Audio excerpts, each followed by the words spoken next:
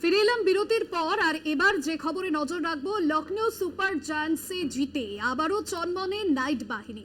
আর কিছুক্ষণের অপেক্ষা, তারপরে মুখোমুখি হতে চলেছে ইডেন গার্ডেন্সে কলকাতা নাইট রাইডার্স বনাম রাজস্থান রয়্যালস। এবং ধারে ভারে দুই দলই যেরকম এগিয়ে রয়েছে, তবে বেশ কিছু প্লাস পয়েন্ট রয়েছে। তবে 48 ঘন্টার মধ্যে আবারও নাইটসদের মাঠে নামা।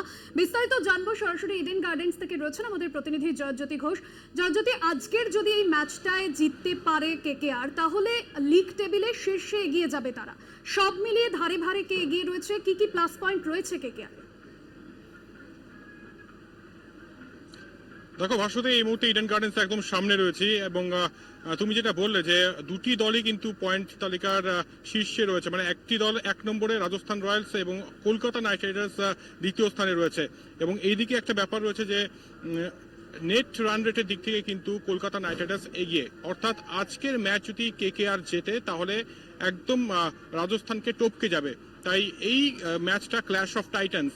যদি দুটি দলের স্ট্রেংথ বলি, কলকাতা নাইট রাইডার্স যথেষ্ট ভালো পারফর্ম করছে এবং গত ম্যাচে আমরা জানি যে মিচেল স্টার্ক ফর্ম ফিরে পেয়েছেন এবং ফিল সল্ট রাঙিয়ে দিয়ে গিয়েছেন বলা যেতে পারে, দুরন্ত ব্যাটিং করছেন।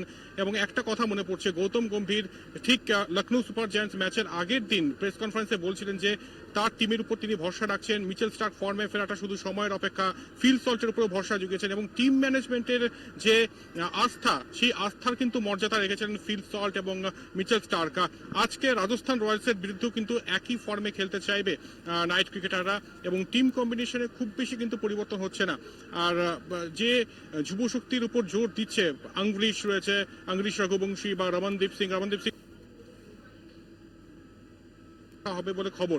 এবং একই সঙ্গে ব্যাটিং কম্বিনেশনে যদি ব্যাটিং অর্ডারে কোনো পরিবর্তন হচ্ছে কিনা সেটাও একটা দেখার বিষয়। রিঙ্কু সিং, যিনি নাকি দুরন্ত পারফর্ম করেছেন গত মরশুমে, তাকে কি একটু উপরের দিকে নিয়ে আসা হবে সেটা কিন্তু অবশ্যই সময় বলবে। এবং সব মিলিয়ে যথেষ্ট ভালো ছন্দে রয়েছে এবং 5টি ম্যাচের মধ্যে 4টিতে জিতেছে দ্বিতীয় স্থানে কলকাতা নাইট রাইডার্স এবং অপরদিকে রাজস্থান রয়্যালস 6টি ম্যাচের মধ্যে 5টি।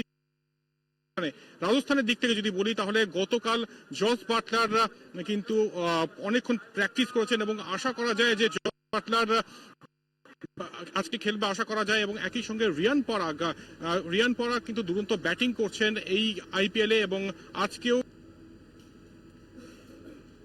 বিহু ড্যান্স দেখাবেন এটুকু আশা করা যায়। আর সব মিলিয়ে বলা যেতে পারে যে রাজস্থান এবং কলকাতা নাইট রাইডার্স ধারে বাহারে যথেষ্ট এগিয়ে। রাজস্থানের বোলিং বিভাগটা একটু হলেও উইক।